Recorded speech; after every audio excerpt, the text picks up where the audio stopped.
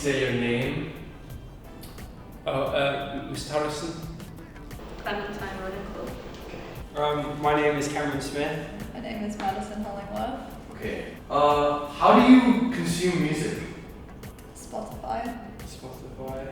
These days, Spotify. Normally through Spotify, sometimes TikTok, YouTube, music videos, usually. Okay, I'll give you a slightly longer answer than I have. So back in the old days, I used to buy vinyl, listen to everything on the radio, also take stuff off the radio as well. Then it was moved on to CD, but absolutely tons of CDs in that time. And then after that, it was downloading stuff for iPods and nicking things off friends, so you could borrow their CDs and put it on your iPods. Headphones in, blasting. Mm-hmm. I mainly consume it when I'm travelling, so that's either on public transport, walking, or doing the dishes. And occasionally sitting down on Fridays and just listening to music and sort of having a chat with people, so that's when I tend to listen to music. On the MRT, travelling around when Yeah. I'm bored at home. Yeah, it's a go-to. It's if you need to pass any time, music, go-to. Okay. What kind of music do you listen to? I try and be as open-minded as possible. I'm very influenced by 80s music, so anything that sounds like it's from the 80s I'm a massive fan of. Musical theatre. That's basically all I listen to. I go for a range. I go from musical theatre to rap to the old classics. I've got a very wide variety of songs that I go to. So a bit of everything, probably like indie, musical soundtracks as well. But I quite like a lot of hip hop and silly stuff, but I love pop music. I love anything that's silly, catchy. Yeah. How do you hear about new music? Oh, that's a good question. Hear about new music probably through friends. That's always a good one. And sometimes you just get recommended songs that pop up online. Or you follow the artist on Instagram and Exactly. then they say they release new music. Yeah. Okay. Probably through like when Spotify makes those little like customized playlists for you and everything, and generally just whatever artists I'm into releasing new stuff. I try and, so my daughter's on TikTok, occasionally she comes in with new stuff. Through Spotify, if you find something, you hear something you like, go down to the suggested artists and follow it through there. And also every year I look at all the like top 50 albums of the year and all these sort of critical things and see if anything takes my fancy. You can find some really good stuff through that. Yeah. Now I'm going to play you my song. Okay.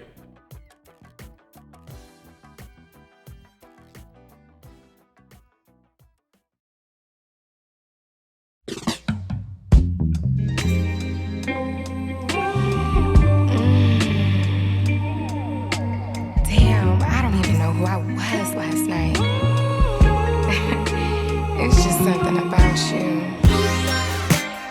Now I don't know what you did when you did what you did, but you did it, girl.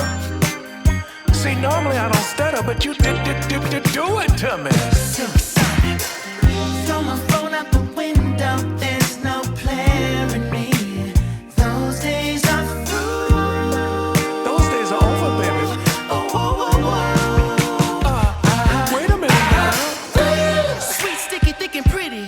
You changed the game. What'd you do? After last night, I think I'm in love with you. I think I'm in love with you. Woke up and I can't get you out of my head. I've tried. Yeah. Amazing. It's really cool. Can't wait for this music video. I love it. So Cool. Okay. straight off the bat, I was imagining dancing to that. I was So. imagining dancing. I was imagining Good. smoking out the window, kind Good. of stuff. What genre do you think this song is? Oh, I know Silk Sonic. It completely switched up from Bruno Mars's original genre. Don't know what it would fall under though. So it's a bit pastiche. So it's pastiche almost to the point of parody of like late 70s and early 80s soul. That's what it is. Yeah, like Cool in the Gang. It's kind of jazzy in a way. It's very sort of chill. There's very specific. It gives like kind of Sunday morning vibes. I'm not sure which genre, probably gives very lo-fi vibes as well. What kind of audience do you think it would attract? Tricky this one, because it's really retro. I think it's going for quite a broad appeal, isn't it? So it should hit a lot of demographics. There's a lot of people like my age who might enjoy it because it's so sort of based on a real retro style, but it's into that sort of R&B sort of soulful, smooth sound that's quite popular today as well. Okay. Yeah, wow. I think a variety. I think quite a lot of young people, like specifically Gen Z and everything, but older people might enjoy it as well, and particularly just anyone who enjoys sort of pop beats, chill music. I would expect the older audience to like that, but I do think it is a very wide range of audience that enjoy it. I see it being a wide range instead of just a small marginal group. If you made a music video from this song, what would you imagine it to be? I think it would just be people having a good time, sort of showing everyone be happy together, just hanging out, and just being together. Dancing. Yeah. Definitely dancing. Slow dancing. Probably I feel like outside, like in the street. Yeah, I can imagine that. Mm-hmm. In the like streets. cutting between streets and like. Yeah, I can imagine like in a bedroom because it's after last night. Yeah, I think it would be a very dancey sort of enjoyable music video. It wouldn't really be a sitting down sort of.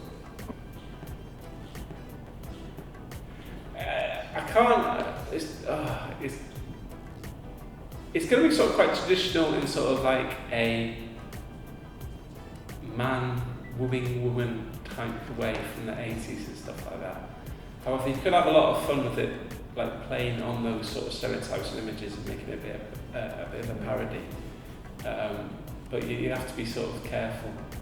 But I can only think of things that are a bit on the nose. So like sort of people like romancing their girlfriend. Okay. Yeah, declaring their love. Okay. The song is by Bruno Mars and Anderson .Paak and Silk Sonic. Why do you think people like their music? Well, Bruno Mars works in genre. So like he finds past songs and like reworks them to different things. So he did it like Oops Upside the Head with Uptown Funk and stuff like that. So he likes to work within existing genres and doing his own sort of take on it. And Anderson .Paak, I didn't expect that, but he's more sort of a bit more funk based. But they've got this like common understanding and love for this sort of 70s and 80s soul. So I think it's like a celebration of that music, but bringing in a bit of their sensibilities and stuff like that. So it's fun and really, really playful. But I think it's paid a lot of respect to that type of music as well. I know who Bruno Mars is. I don't know who Anderson .Paak is. Okay. I think people who know one or both their names, they'd listen to it if they knew one of them.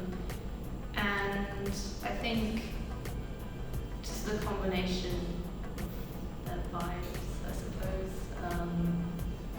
I don't know. I feel like that would attract audiences. I think Bruno Mars. So just chill.